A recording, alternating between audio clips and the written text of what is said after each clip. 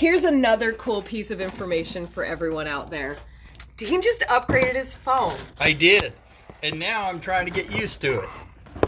So we are getting there. This is going to be literally the best blooper video that ever did happen. So we're going to put this one down here. Okay. Want me to scoot this one over? Yeah, we're just going to put it right there for now. Okay. And we're going to have to scoot back quite a bit to make it work. Look at us improvising. I love it. Well, welcome everybody to our live videos. Oh my gosh. It is Monday Night Live. And I will tell you, trying to get this all coordinated is sometimes very, very difficult. So you're going to have 3 different camera angles depending upon what platform you're on. You're welcome. Happy Memorial Day. We actually were just like kind of bantering before we started this. I'm like, we should totally roll this and create bloopers. And then that happened. And then we have bloopers. We have bloopers now. Cameras That's called manifestation. Yes. Maybe we could clean it up in the editing. I don't know how it goes. No. See, that's part of our thing, Dean. We don't edit. We don't edit. We come at you live, unfiltered, raw, authentic. That's how it is. So welcome to Monday Night Live as we jump in. I'm Dean Nixon. This is Kate Semmens with TurningLeaf Wellness Center. And we are coming at you live from St. George, Utah. We are super excited to have you all with us tonight as we have been jumping into the different coping mechanisms that we've come up with and talked about in the book called The Key, the 8 Essential Coping Skills. I'm going to lift it a little higher for that Facebook For this other page. For that page over there. The page down here in the corner. Yes, and so we've been doing a series of videos. We are on what, number 6? This would be number 6. Yeah, this is our 6th coping skill that we're going to go over today as we've been following Isaac through his journey of learning the coping skills and the key. So if you haven't been hanging out with us every week, first of all, listen, update your schedule on Monday so you can make time for us. Second of all, you can go back and find our videos so you can get caught up and learn about all the other coping skills that we've talked about. That's right. And the coping skills are so critical, and that's why we've done the book, or done the series, and why we've written the book that we did is because the coping skill piece is so critical in what's happening. Mm-hmm. And I was talking earlier today to an individual. We were talking about coping skills, and we were talking about the youth in America right now specifically. And I know it's not just America, I know it's worldwide. Mm-hmm. But one of the things that has really struck me is what has happened over the last 10 years and what we're dealing with today, if you think about it. So a lot of the solutions that people have is we have learned as we grow to self-soothe. So as a child is growing up and they're dealing with frustration, so mom and dad's not giving them what they want, mm-hmm. or they're bored in the back seat of a car on a long drive, or they don't have anybody to play with, or they don't have anything to do. So as kids, we go outside and we start playing with things, and we make those things into enjoyable, fun toys or creatures or experiences. And that's the thing that's so intriguing to me about it is, and from about 1 year old till about 8 years old, we're really in that imaginative state. Mm-hmm. And in that imaginative state is where we find a lot of our coping skills. It's in that mind and in our ability to self-soothe. So at some point you have to stop believing that the monsters are under the bed. At some point you have to stop. Yeah, because they're in other places. Or in the closet, or wherever we think that they may be, but we have to learn to cope with that. We have to learn to be able to rationally detach from that fear, so to speak. And the thing that's intriguing to me is that over the past 10 years, it's harder to do. So as a child from maybe 20 years ago, or an adult, 20 years later now, in their 30s or their 40s, 20s, 30s, 40s, well, I'd have to say 30s, 40s, or 50s, you go through a series of coping mechanisms, and then you deal with things. Mm-hmm. But what I'm seeing is this rise in people wanting to take their lives. I mean, it's increasing. We know that suicide across the United States is on the rise. We know that it's becoming an epidemic. We know that it's an issue, and it has to be talked about, so we're talking about it. Mm-hmm. But the issue is that a 40-year-old or a 50-year-old, they will go through stress, anxiety, difficulty, and they'll go, okay, let me try this. No, that didn't work. Let me try this. No, that didn't work. Let me try this. No, that didn't work. No, let me try this. No, that didn't work.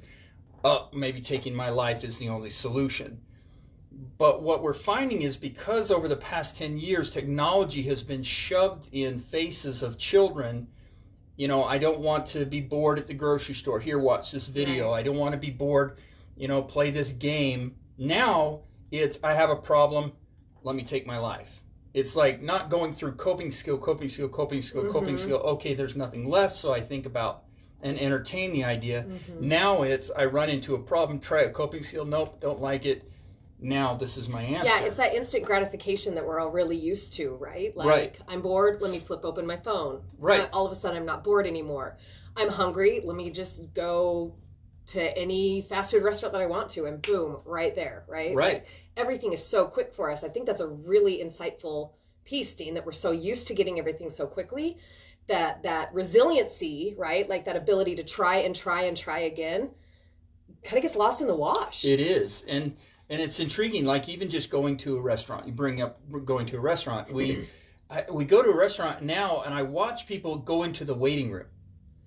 That is the most telling experience I've ever experienced. You go in there, and I don't care who you are, what age you are, people just immediately, how long's the wait? 30 minutes. They go sit down, boom, phone comes out, and they just start scrolling through a feed. Well, the person's if they'll right even there. Wait. Yeah, maybe they won't even wait. Right? Maybe they'll leave.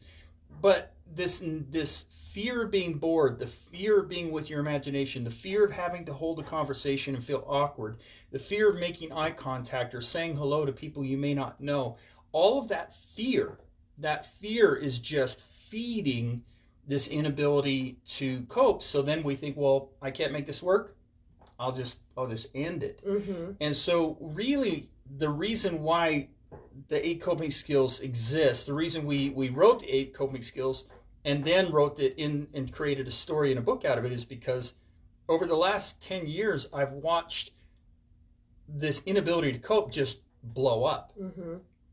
And I see people have the hardest time feeling comfortable in their own skin, feeling comfortable with who they are without somehow the voices in their head taking over. I really also like how you brought up self-soothe, right? And how we learn to do that. I mean, that's the reason we let children cry themselves to sleep, so they can figure out how to self-soothe. And there's a difference between self-soothe and using a coping skill. Right. Like those are 2 different tactics.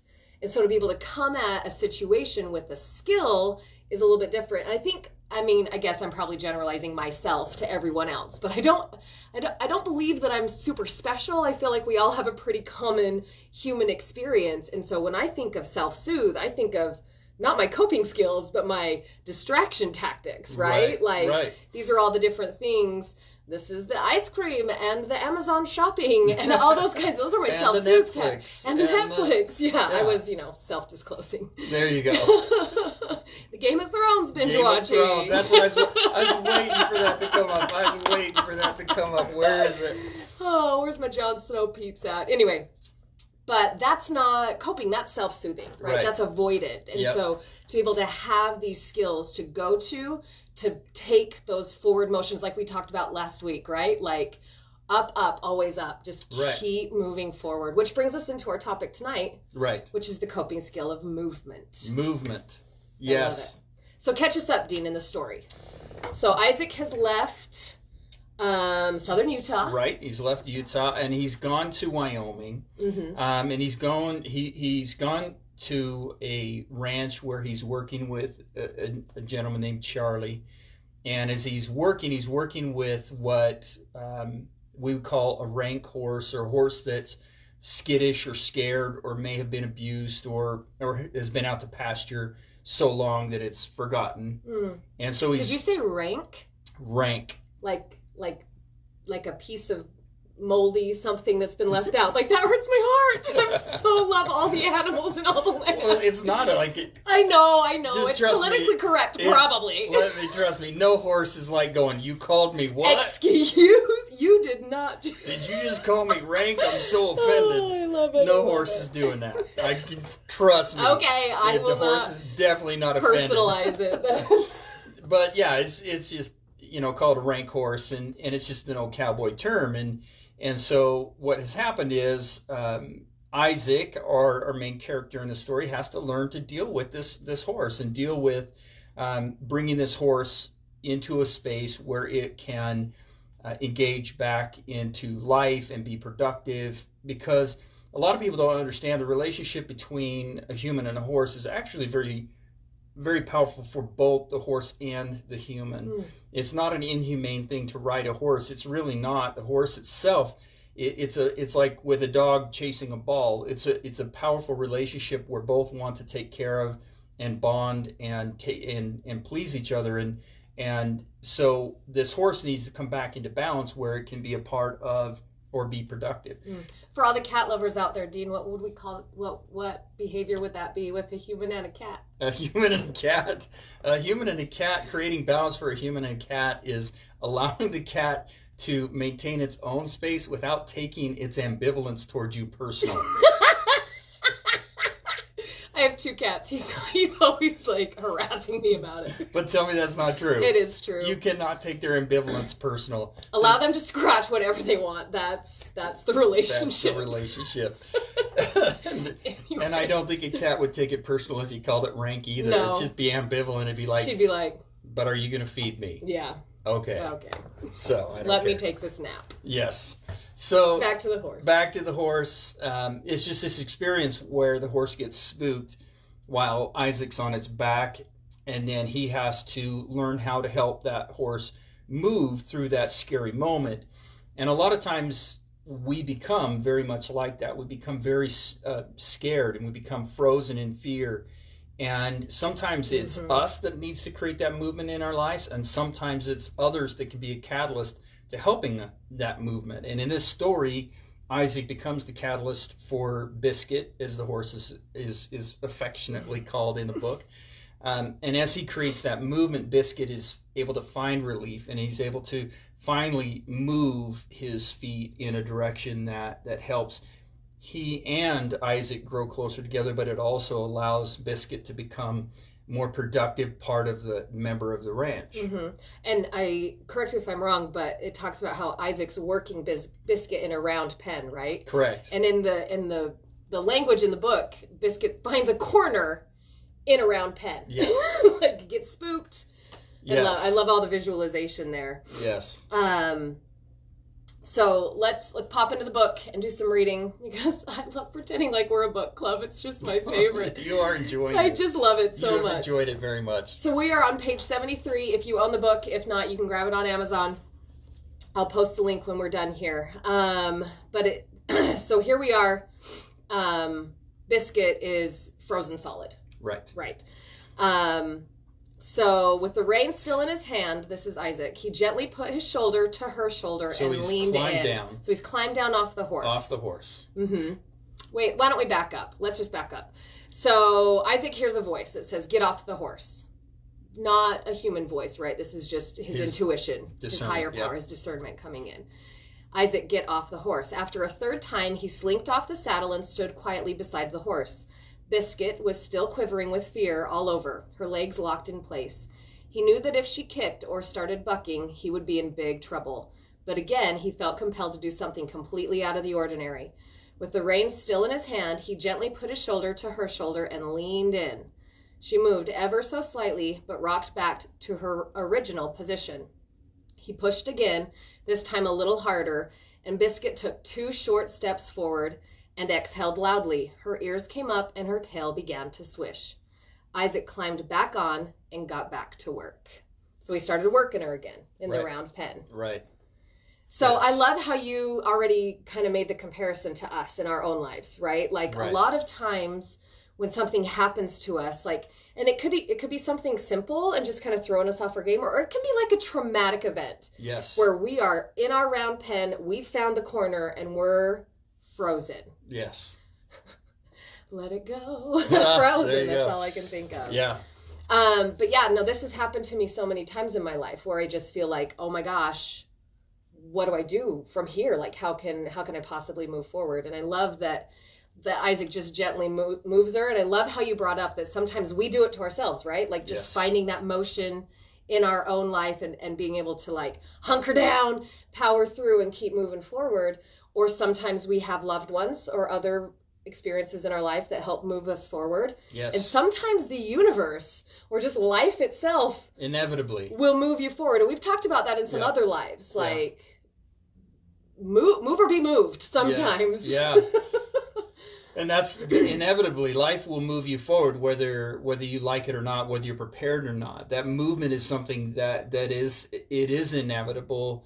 The piece is how will we control that and that movement moving forward. Like even in the story, Biscuit was going to do one of two things. Biscuit was either going to take that step forward and take a breath and exhale and find peace, or Biscuit was going to go to bucking and kicking and really could hurt and damage, Isaac in this story.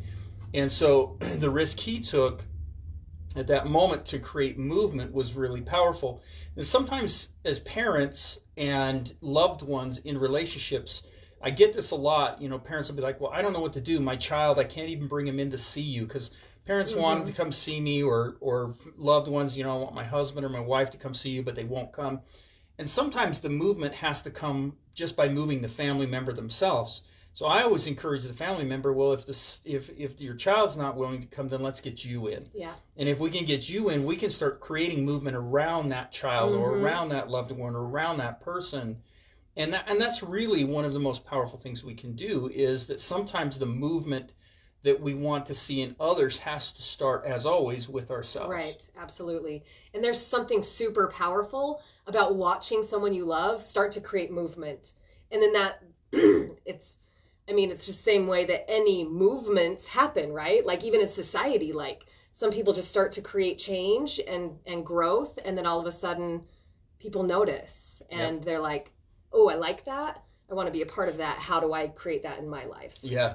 And especially with parents, I see that happen a lot with parents. When a parent starts to move, then children can create movement in their lives. Sometimes they won't always understand the movement that the parent is creating. Sometimes the movement may be even counterintuitive for that child, but what they don't recognize is the child might have, or the parent might have, a bigger picture, and by creating that bigger picture, it's creating movement. So those are things that are important. And movement can come in so many different forms. Movement can come, by physically doing things to make us, help us grow or help us heal. It can come from creating movement through education or knowledge or communication with another person. Movement can even just be us emotionally moving and talking and verbalizing or crying or getting those things out. But whatever that movement is, it's critical. When we become fear-riddled, when we become immobilized by fear, the most powerful thing we can do is find some form of movement. Right, just that next little something to move you forward. And another thing, excuse me, that I love about the way that you and Lee presented the coping skills through the key is they really do build on each other so beautifully. So if we add what we talked about last week, which was faith and hope, that concept and idea of faith and hope, and then add movement into it, it's so powerful. Right. Like I think those three, they really work super well together. Yes. And it was one of those things that methodically writing these out, it's about putting them in pieces that will make sense for people. And that's why the story themselves, we wanted to make sense. And I love this story. This one's very personal to me because this is my story of when I was a teenage boy with my horse named Garolita. And she was a horse that had been out to pasture for a long period of time, and she was very, very scared and skittish. And when I finally got her in the round pen, there was a bag that blew across, and it just set her off. And she scooted back, and she put her butt right in the corner of a round pen. And I heard that voice, get off. But my dad had always taught me, if you get off a horse that's about to buck, you're going to get hurt. So it was counterintuitive to do it, to do what needed to be done. But by doing that and moving Garolita, it really, I'll never forget the sound of those front, hoofs releasing. It was a pop, pop, and her exhaling that big breath of burden that she'd been carrying of fear. Her ears came up. she started swishing her tail. I hopped back on, and we just went right back to it. And it was such a powerful lesson to me as a boy that I never really was able to understand until I got older and plugged it into this piece. And then I really realized what it is. And so I do love these pieces that come out. They're little personal pieces that are fun. Yeah, and I mean, it's that personal spark that really kind of gets you anyway. Yeah. I love it. It's wonderful. We are out of time, and I'm the first one to notice, which is usually you. It's usually me. I'm the timekeeper. But golly. Sorry about the old jumbling around with the cameras at the beginning. Yeah, I guess we technically still have 2 minutes because of the technicalities. The delay. But thank you, everybody, for tuning in. As always, please like and share our videos. Also, like, full disclosure here, when I started working with Dean through life coaching, which has then become now my life path as well, get yourself a life coach. Come in, hang out with us. If you're wanting to make some movement in your life, holy cow, to have someone in your corner helping you see the different places that could use some shifting. It's really what kind of lights us up and why it is that we do what we do. So come on in, give us a call, 652-1202. I still remember that phone number. 435. 435. You got the big part of it. At TurningLeafWellnessCenter.com. Thank you, everybody, for tuning in. We will talk to you next Monday night on Monday Night Live. Good night, everybody. See ya.